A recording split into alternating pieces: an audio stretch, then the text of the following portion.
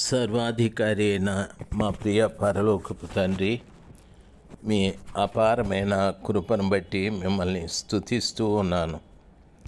తండ్రి, మా కొరకు ప్రార్థించే బిడ్డలు ఎందరో ఉన్నారు ప్రభా. ఇమాన్యుయల్ మినిస్ట్రీస్ అని కన్నీరు విడిచేవారు ఉన్నారు, ఉపవసించేవారు ఉన్నారు. తండ్రి, మాకు సహకరించే బిడ్డలు ఉన్నారు, సహాయం చేసే బిడ్డలు, ఆర్థికంగా సహాయం చేసే బిడ్డలు కూడా ఉన్నారు. తండ్రి, ఈ బిడ్డలందరినీ దయచేసి మీరు దీవించండి ప్రభా, దయచేసి మీరు దీవించండి. మీ గొప్ప కనికరం చేత ప్రతి వారిని మీరు ఫలింపచేయండి స్వామి. మీ బిడ్డలు వారి కుటుంబంలో ఉన్న ప్రతి వారిని, వారి తల్లి, తండ్రి, పిల్లలు అందరినీ కూడా మీరు దీవించండి స్వామి. తండ్రి, ఈ చివరి దినాలలో ఆ బిడ్డల కుటుంబాల్లో సంతోషము, సమాధానము, నెమ్మది ఇవన్నీ దయచేయండి ప్రభా. మీరే మహిమ పొందుకొనుమని యేసు ప్రభుల వారి నామంలో ప్రార్థన చేసి వేడుకుంటున్నాను తండ్రి. Amen, amen. నవంబర్ మాసం 15వ తారీఖు 2024 శుక్రవారం.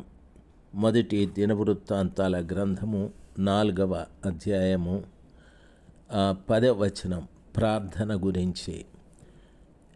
ఎబ్బేసు చేసిన ప్రార్థన దేవుడు ఆలకించాడు.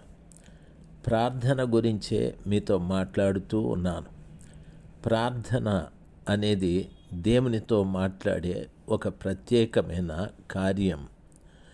దేవునితో మాట్లాడటానికి మనము దానికి తగిన రీతిగా ఉండాలి. మన ప్రవర్తన, మన ఆలోచన, మన తలంపులు, మన మాటలు, మన క్రియలు దేవునికి తగినట్టుగానే ఉండాలి. రెండవది, ప్రార్థన అనున్నటువంటిది మనలో ఉన్న అపరిశుద్ధతని ప్రార్థన విను దేవునికి ఇచ్చి దేవునిలో ఉన్న పరిశుద్ధతని మనము తీసుకోవడం. అది ప్రార్థన యొక్క శ్రేష్టమైన ఉద్దేశం. మూడవది, ప్రార్థన దేవునితో ప్రయాణము. ప్రతిరోజు కూడా ప్రభుతో మాట్లాడుతూ ప్రభుతో కూడా మనము పరలోక ప్రయాణము చేయాలి. ప్రార్థన అంటే ఏదో కొన్ని కార్యక్రమాలు ప్రభుకి చెప్పడం కాదు, దేవునితో ప్రయాణమైపోవడం. మనము ఎప్పుడు ఆయనతో ప్రయాణము ప్రారంభించాము, ఇప్పుడు ఎంతవరకు మనం వెళ్ళాము, ఇంకా ఎంత దూరం ప్రభువుతో పాటు నడవాలి. బైబిల్ సెలవిస్తుంది. వాక్యంలో చదువుకున్నట్లయితే ఆదికాండం 5వ అధ్యాయము 21వ వచనం నుండి మనము చదువుకుంటే, హానోకు 65 ఏండ్లు బ్రతికి మెతూషెలను కనెను.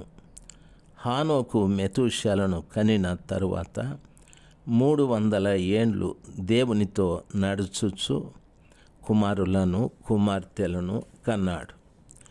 హానోకు దినములన్నీ 365 ఏండ్లు. హానోకు దేవునితో నడిచిన తరువాత దేవుడు అతని తీసుకొని పోయాను గనుక అతడు లేకపోయాను. హానోకుని దేవుడు తీసుకొని వెళ్ళాడు. 300 సంవత్సరాలు దేవునితో నడిచాడు. దైవ జనాంగమా, మనము దేవుని పిల్లలం. ప్రార్థన అంటే దేవునితో నడవడం. హానోకు కుమారులను కుమార్తెల్ని కంటూ కుటుంబాన్ని నిర్లక్ష్యము చేయకుండా ఆయన దేవునితో పాటు నడుస్తూ వచ్చాడు. ఒక రోజున 300 సంవత్సరములు పూర్తయ్యాయి. దేవుడు అతన్ని తనతో పాటు తీసుకొని వెళ్ళిపోయాడు. అతడు లేకపోయాను అని వాక్యం సెలవిస్తుంది. కాబట్టి ప్రార్థన అంటే దేవునితో మాట్లాడడం. ప్రార్థన అంటే మనలో ఉన్న అపరిశుద్ధతని దేవునికి ఇచ్చి దేవునిలో ఉన్న పరిశుద్ధతను మనం తీసుకోవడం. ప్రార్థన అంటే దాని అర్థము, ప్రియ దైవ జనాంగమా, మనము దేవునితో పాటు నడవడం. మనము చాలామంది ఈ దినాలలో సేవకులతో పాటు నడుస్తూ ఉన్నారు. ఒక సంఘము, అదొక సంస్థ, అక్కడ ఒక నాయకుడు, వాళ్ళతో పాటు మనం ఎక్కువ నడుస్తూ ఉన్నాం. రాజశేఖర్తో మీరు నడిస్తే వచ్చేది ఏమీ లేదు. రాజశేఖర్ని ఆహా ఓహో అనుకుంటే కూడా వచ్చేది లేదు. రాజశేఖర్ ఏదో ఒక రోజు చనిపోతాడు. అయితే మీరు నడవాల్సింది దేవునితోనే నడవాలి, దేవునితో మాట్లాడాలి. దేవుడే మీ అపరిశుద్ధతను తీసుకునేవాడు. రాజశేఖర్ మీ అపరిశుద్ధతను తీసుకోడు. మీలో అపరిశుద్ధత ఉందని తెలిస్తే ఆయన మిమ్మల్ని దూరం చేస్తాడు, దేవుడు దగ్గర చేర్చుకుంటాడు. కాబట్టి మనిషిని కాదు మనము విలువ ఇవ్వాల్సింది, మహిమగల దేవునికి విలువ ఇవ్వాలి. మీరు జాగ్రత్తగా ఈ మాటలను విని ఆ రీతిగా మీరు పాటించాలని నా మనవి. ఇప్పుడు ఎంతోమంది మనుషులకు అభిమానులు అయిపోయారు. మీరు ఆ రీతిగా అభిమానులు కాకండి. అభిమానం అనేది సాతానుకు సంబంధించింది. మనము సినిమా సెలబ్రిటీస్ని చాలామంది అభిమానిస్తారు. మనము ప్రేమించాలి, ఎందుకంటే దేవుడు మనల్ని అభిమానించలేదు, దేవుడు మనల్ని ప్రేమించాడు. ఎంతగా ప్రేమించాడంటే పరమగీతము 6:8 చెప్తాడు, మరణము పొందునంతగా ఆయన మనలను ప్రేమించాడని. నన్ను ప్రేమించు విషయంలో ప్రభుల వారు నేను పాపినని, నేను దొంగనని, నేను త్రాగుబోతునని, జోదరని, వ్యభిచారని, మోసగాడని చూడక నన్ను ప్రేమించి నా కొరకు ప్రాణం పెట్టాడా పరమ తండ్రి. అంత గొప్ప ప్రేమ. నా కొరకు ప్రాణం పెట్టిన యేసయ్యని నేను కూడా ప్రేమించాలి. అది ధర్మం, అది న్యాయం. అంతేకాని ఎవరెంబడో మనం పరిగెత్తుకుంటూ వెళ్ళిపోతే నష్టపోయేది మీరే. అభిమానము సాతానునిది, ప్రేమ దేవునిది. నిన్ను ప్రేమించున్నటువంటి యేసయ్యని నీవు కూడా అధికంగా ప్రేమించు.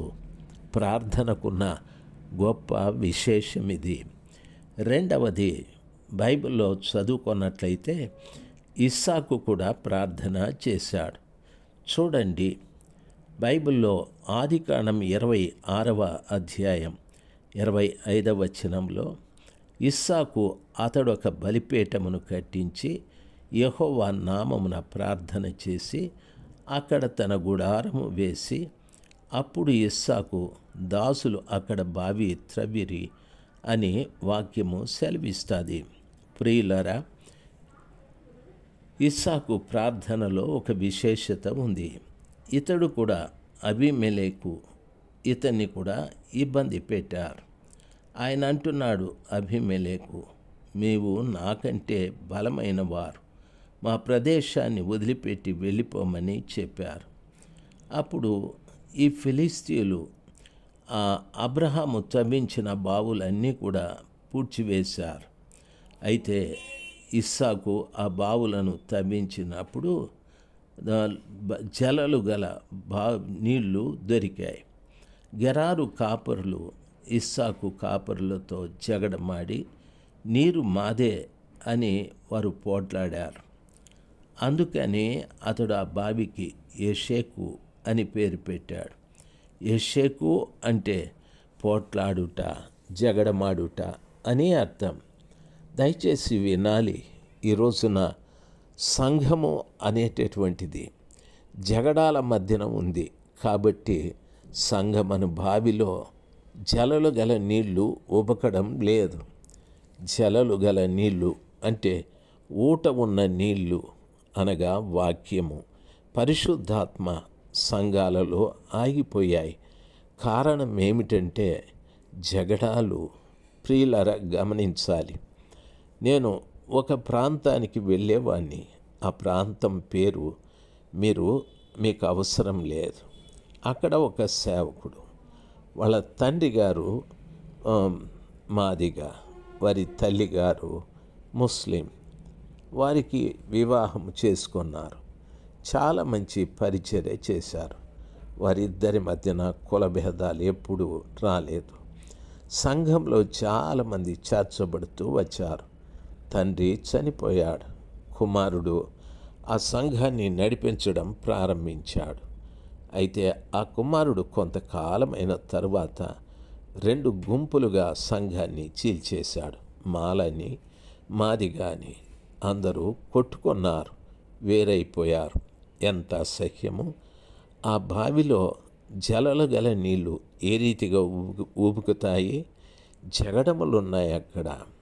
ఈ రోజున డబ్బు గురించి జగడాలు, పదవుల గురించి జగడాలు, కులాల జగడాలు, బావులన్నీ కూడా పూడ్చబడిపోయాయి. ప్రియులారా, పరమ ఇస్సాకైన యేసు ప్రభుల వారు ఆ బావుల్ని త్రవ్వాలని ఆశ. జగడాలు పూర్తిగా మానేయాలి. అభిమానాన్ని బయటికి పంపాలి. నీ కొరకు ప్రాణం పెట్టిన యేసయ్యని ప్రేమిస్తే ఆ కృపగల దేవుడు సంఘము అనున్నటువంటి ఆ బావిలో జలలు గల నీళ్లు ఊబుకున్నట్లుగా చేస్తాడు. ఈ జ్ఞానాన్ని దేవుడు మీకు ప్రసాదించి ఆ రీతిగా మీరు మారుదురుగాక. Amen, amen.